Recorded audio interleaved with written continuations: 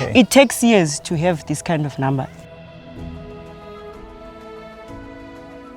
I believe that quality is better than quantity. I can't complain. It's a lucrative business. You know, this is my first time to see this breed. Yes.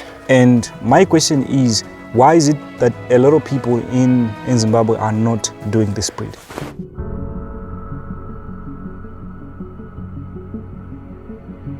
Don't rush into growing numbers. Yeah. Because if you rush into big numbers without working on the quality aspect of it, I think we miss the goal of the of the objective.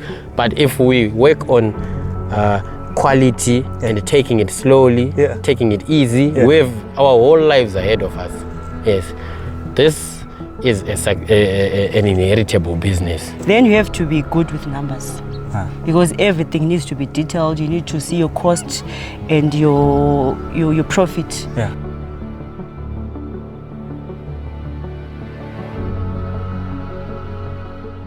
Let's talk about the president of Kenya. Yes. At trade fair, he chose your cattle. He didn't choose our cattle. He was very interested in the breed. He showed a lot of interest in the breed because, as you can see, it's a presentable breed. It's an attractive breed. It's a very attractive breed. His Excellency, he showed a lot of interest in our breed. It's amazing. Yes. So you are going to export? If all goes well. It's still in the processes. It's not yet finalized, but it's still in the processes, and we hope the deal comes through. That is something that is going to encourage a lot of people to actually invest in this specific breed. Thank you, thank you. What is the name of the breed that you have here? Yes, this one is the Simmental breed. The Simmental breed, the reason why we chose to go with the Simmental breed, it's high milk production, it's heavy weights. As you can see this cow behind you. Yeah. She's one hell of a heavy cow. Exactly. Yes, and their growth vigor, they have very high growth vigor, early maturity, and fertility. They are very fertile animals, and also they are very docile animals. We are friends with these animals. We never have to fight on any day. Yeah. We are always in good books. No problem at all. No problems. They are very docile animals. You are doing stud breeding? Yes, we are doing stud. Why? I believe that quality is better than quantity. Yes, quality is always better than quantity. Is it a lucrative business, stud breeding? The business is very lucrative because it has taken us, as in me and my siblings. Yes. We have been able to go to school. We have been able to go to one of the best schools in the country through this business. And we are afloat through this business. And today my kids are also going to that same school through this business. Yes. So I can't complain. It's a lucrative business. When was this farm established? This farm was established in 1995. 1995. Yes, but initially we were doing commercial breeding. Back then? Yes, commercial breeding, and then we moved into feedlotting. Yeah. And then we moved into this Simmental breeding 15 years ago. Oh, okay. Yes. So this breed specifically, where is it from? This is originally from Switzerland.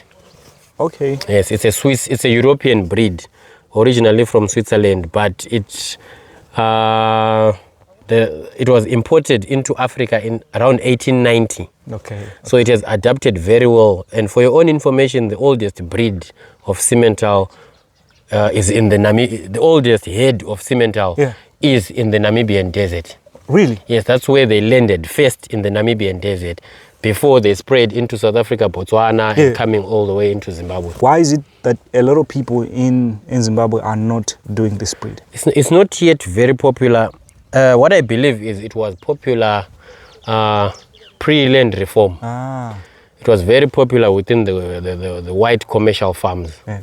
But then post-land reform, our herd just declined in numbers for a lot of reasons. Some of them had to be slaughtered because the white guys had been kicked out of the farms. Number one. Number two, there was disease. So now what we are trying to do is to reintroduce these breeds and regrow the numbers back to at least a significant figure. A lot of people would want to venture into cattle farming and probably focus on this breed. What would you tell farmers? Is it a long-term investment? It's an investment that requires patience. Yes, it requires patience and it requires passion. You must be passionate about it. You must be patient. This is an inheritable business. Yes. The old man, he gets old, he passes it down the line. I work with it, I pass it down the line. You know, you understand. It's a generational business. It makes a lot of sense. So he will never get it perfect throughout his lifetime. So what you can do is at least do your best. Yes. You know, it's difficult coming across the perfect animal. What are the challenges that you've been facing so far? The challenges that we face currently is the grazing issue. Okay. You know, we are in Matabeleland South, Eskodini area. It's very dry out here. Our rainfall is so minimal, so we don't have much grazing. This is why you see we invest a lot into the issue of supplementation. Yes, we work so hard into the issue of supplementation because out there is nothing. It's dry, and worst of all, now we are in a drought. So you can imagine. How do you deal with stock theft? Stock theft, we have the issue of our fencing structures. Exactly. They are well maintained. We have patrols going around the farm. It's a big problem, isn't it? It's a problem nationally. Yes. And everyone has to be cautious when dealing with that issue. So we make sure that our fences are well maintained. We make sure our security guys patrol, and the cow guys, they patrol and make sure that the fences are okay, the cattle are well in the paddocks there. If I'm to start farming today, start breeding to be specific, how many cattle should I start with? Well, that's a financial issue. If you have the funds, you can go big. But what I would say is don't rush. Take it easy, take it slowly, and take it one step at a time. Okay. Yes. So you can start with 5, build it from there, and get the grasp of things, how things work in this industry. This is a totally different industry from the commercial breeding side. Exactly. Yes, so this requires a lot of attention, a lot of record keeping. There's a lot that goes into this side of the industry.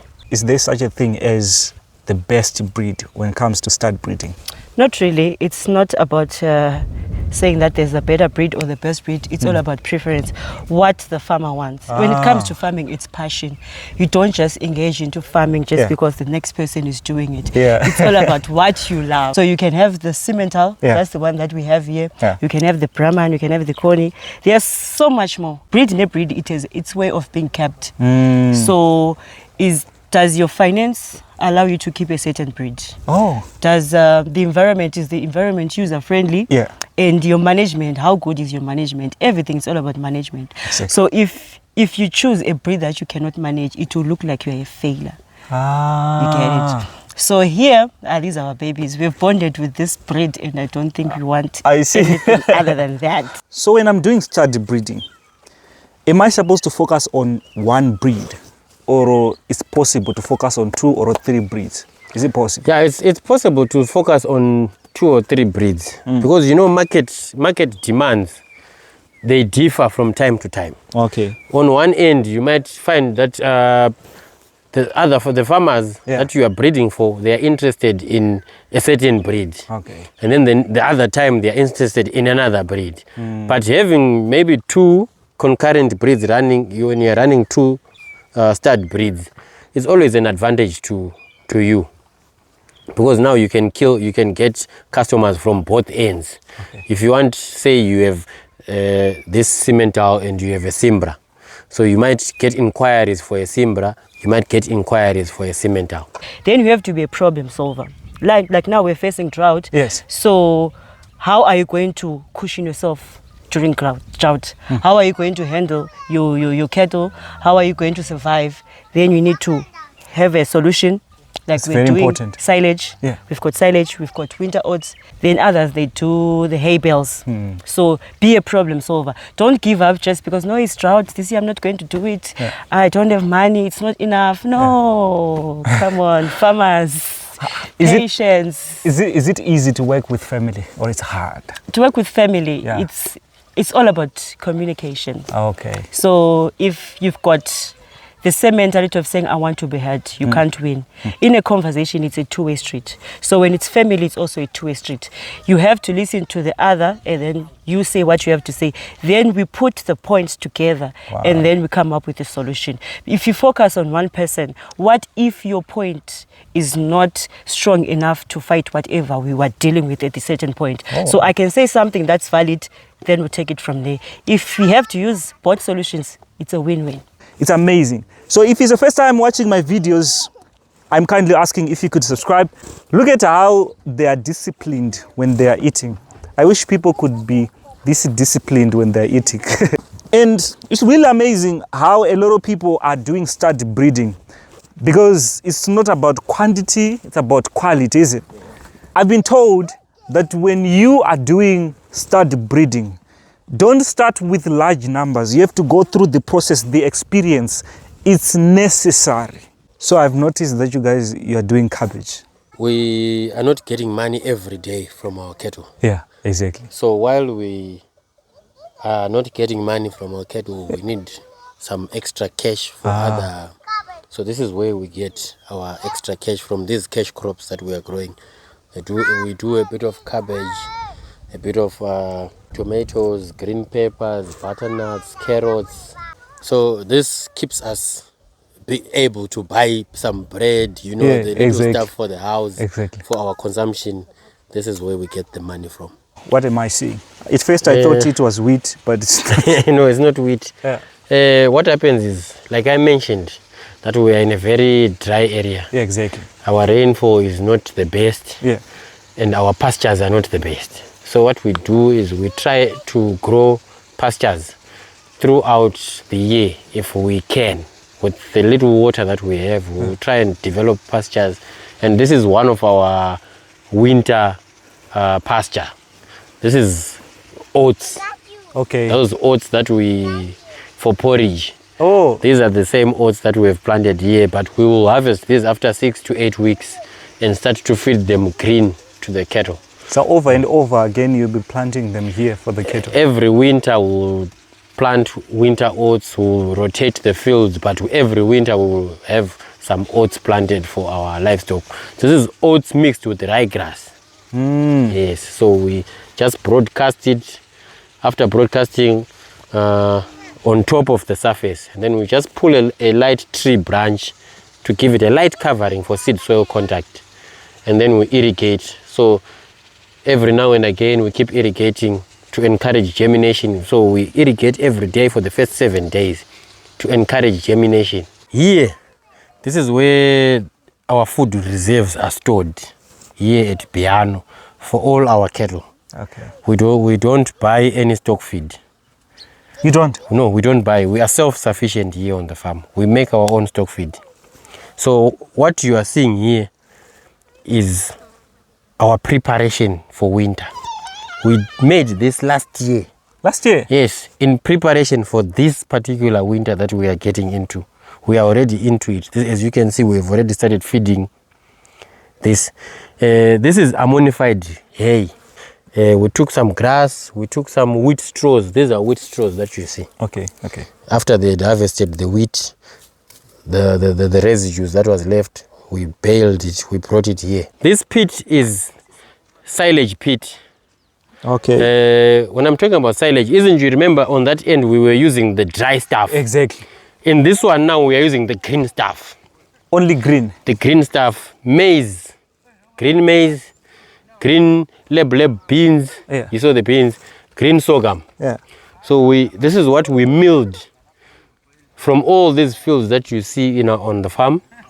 We put everything that we chopped from the fields and we put it into this pit. You've buried it. It's buried underneath.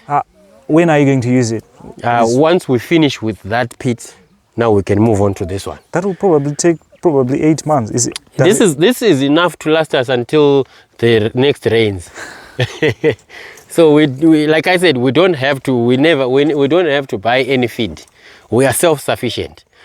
Once we finish with that pit, we move on to this one and we start refilling that one for next season. So we are always prepared. We are always a season ahead of everything that is happening. So in my encouragement to all the farmers is preparedness.